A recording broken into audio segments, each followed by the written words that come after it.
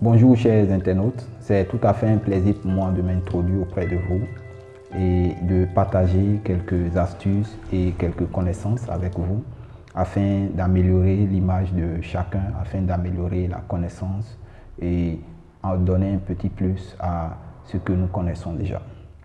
Aujourd'hui, je vais m'introduire auprès de vous en vous entretenant sur le sujet de l'image digitale. En réalité, l'image digitale, c'est simplement l'aspect ou soit ce que nous présentons sur la surface du web, sur les réseaux sociaux, un peu partout.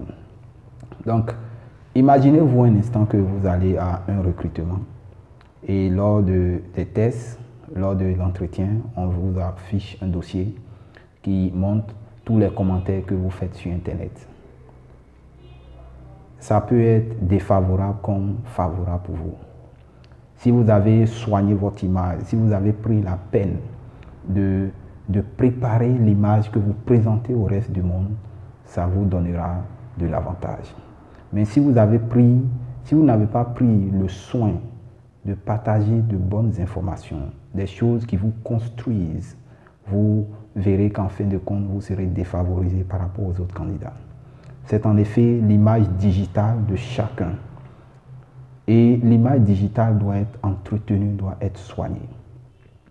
Si nous parlons de l'image digitale, nous ne pouvons pas laisser pour compte les réseaux sociaux, parce que les réseaux sociaux font en grande partie ce que nous présentons sur le web, ce que nous présentons sur Internet.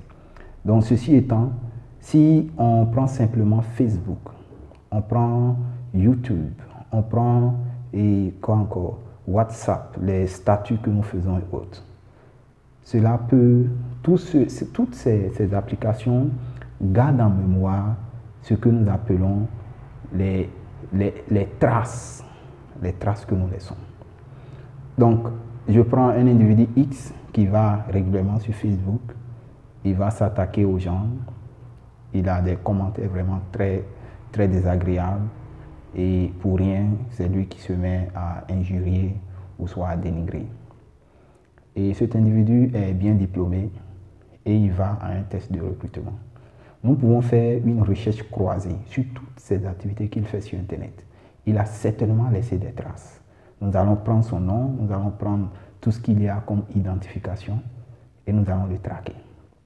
Nous allons chercher à voir ce qu'il présente en réalité derrière cette personne que nous avons devant. Parce que nous ne pouvons pas aujourd'hui engager quelqu'un dans une entreprise et cette personne sera la cause ou soit sera l'homme qui va faire écrouler l'image de base, l'image de qualité de l'entreprise. Donc il faudrait beaucoup faire attention. Et si on découvre par hasard que cette personne n'est pas la bonne personne, n'est pas la personne idéale, nous n'allons pas faire deux choix. Il suffira simplement de le retrancher du groupe, même s'il a la meilleure candidature. Ceci étant, nous voulons dire que l'image que nous présentons aujourd'hui est très très importante.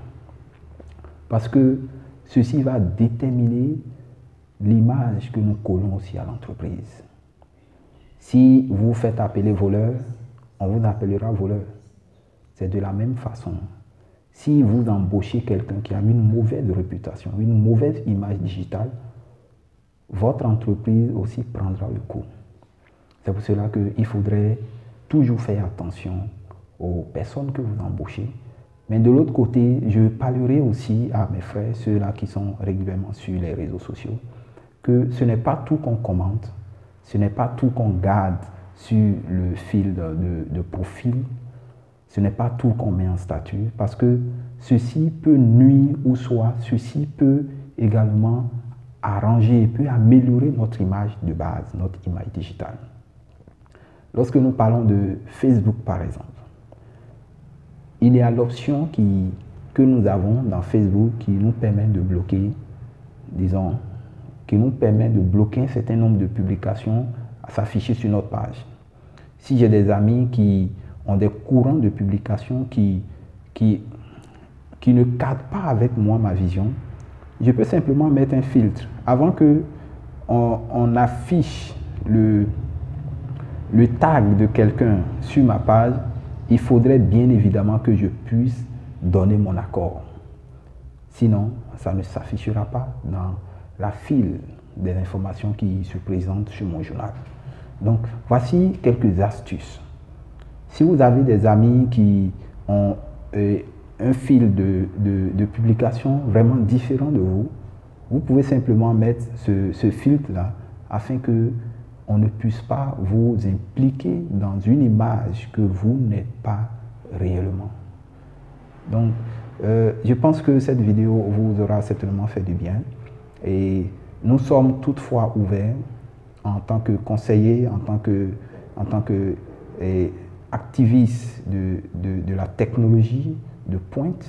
Si vous êtes intéressé par nos services, si vous êtes intéressé par ce que nous faisons, nous sommes régulièrement disponibles et écrivez-nous simplement à notre adresse mail et nous prendrons attache avec vous. C'est tout à fait un plaisir.